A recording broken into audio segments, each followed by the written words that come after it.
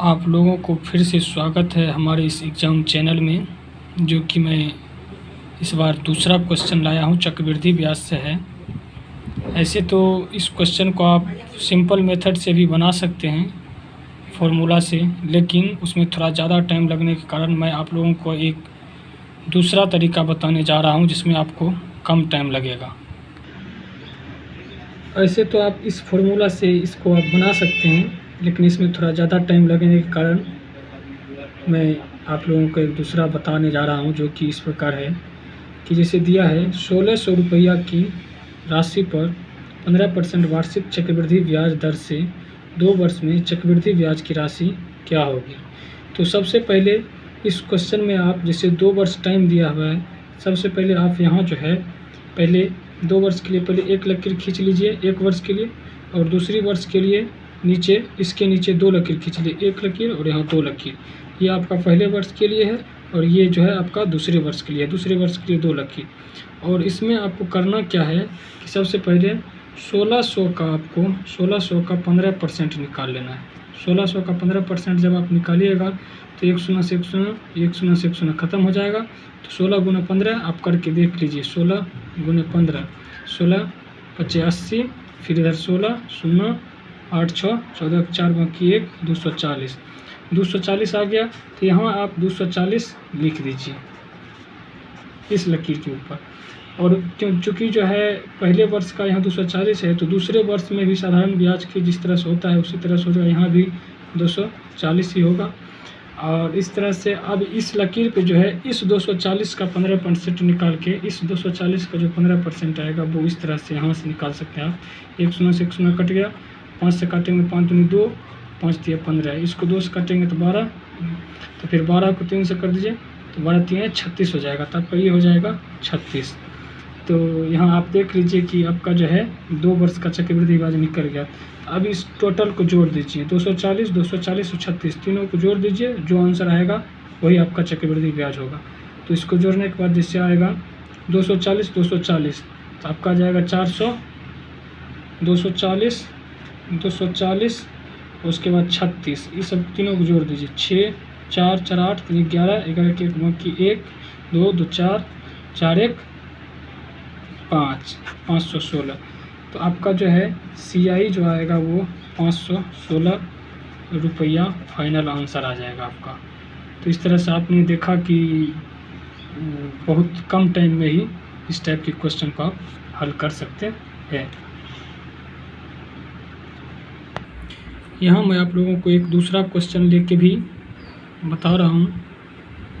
जैसे यहाँ दिया है कि 2000 रुपये की राशि 20% चक्रवृद्धि ब्याज की दर से 2 वर्षों का चक्रवृद्धि ब्याज क्या होगा। तो जैसे कि मैंने पहले बताया कि 2 वर्षों का जब दिया हो तो आप पहले 2 लकीर खींच लीजिए। जैसे कि यहाँ मैं खींच रहा हूँ 1 लकीर पहले वर्ष के लिए, दूसरे वर्ष के लिए इसके नीचे 1 और 2।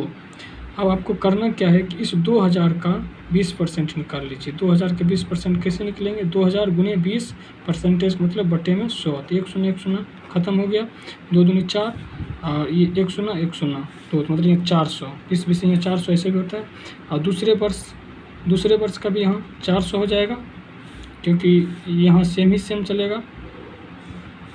उसके बाद ये 400 जो है इस लकीर पे जो है इस 400 का 20% निकाल लीजिए। 400 का 20% निकाल के देख लीजिए, 1 शून्य 1 शून्य खत्म, तो 20 चौके 80।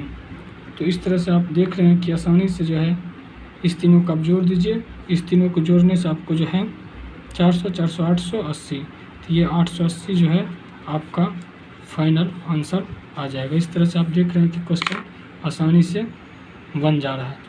तो एक दूसरा क्वेश्चन जो कि अब 3 वर्ष का दिया हो उसको किस तरह से हल करेंगे, अब हम वो देखेंगे। इस क्वेश्चन को देखिए, जो कि 3 वर्षों के लिए चक्रवृद्धि ब्याज निकालना है, तो इसको किस तरह से निकालेंगे ये भी बहुत आसान है।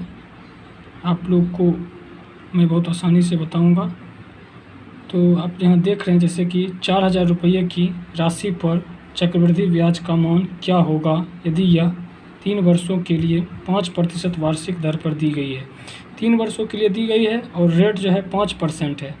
तो इसके लिए सबसे पहले जिस तरह से 2 वर्षों के लिए 2 लकीर खींचते थे, उसी तरह से 3 वर्षों के लिए भी हम वही करेंगे। इसलिए चलिए अब हम स्टार्ट करते हैं कि जैसे कि पहले वर्ष के लिए तो एक लकीर खींच लिए, दूसरे वर्ष के लिए 2 लकीर खींच लिए और तीसरे वर्ष के लिए जो है 3 लकीर खींच लिए।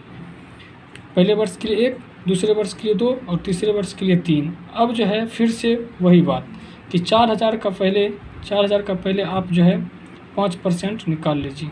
तो 1 शून्य ख़त्म, 4 पचे 20, 40 पचे 200 में, यानी ये 200 आ जाएगा।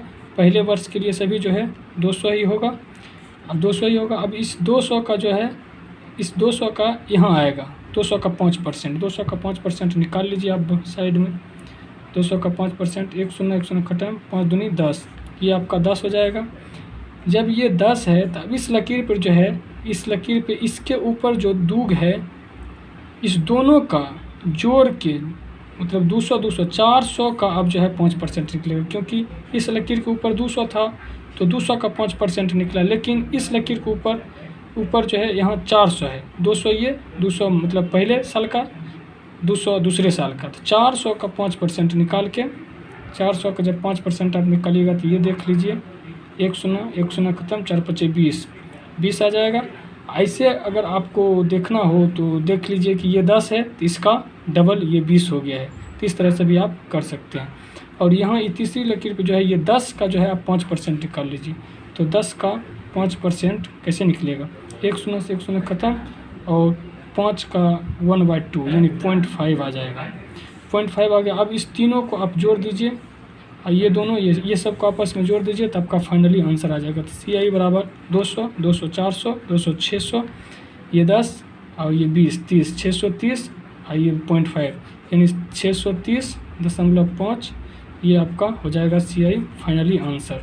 तो आपने देखा कि किस तरह से जो है जल्दी से जल्दी जो है हम लोग 3 वर्ष के लिए भी चक्रवृद्धि ब्याज निकाल लिए हैं।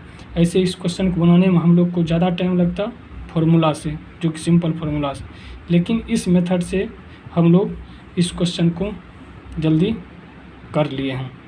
तो आज के लिए इतना ही, थैंक यू। आगे का सीरीज़ फिर हम स्टार्ट करेंगे। प्लीज़ आप लोग हमारे चैनल को लाइक और सब्सक्राइब कर दें, ताकि वीडियो बनाने में हमको और भी मज़ा आए और ज़्यादा से ज़्यादा इसी टाइप का आपको मैं ट्रिक बताता रहूँ। Thank you.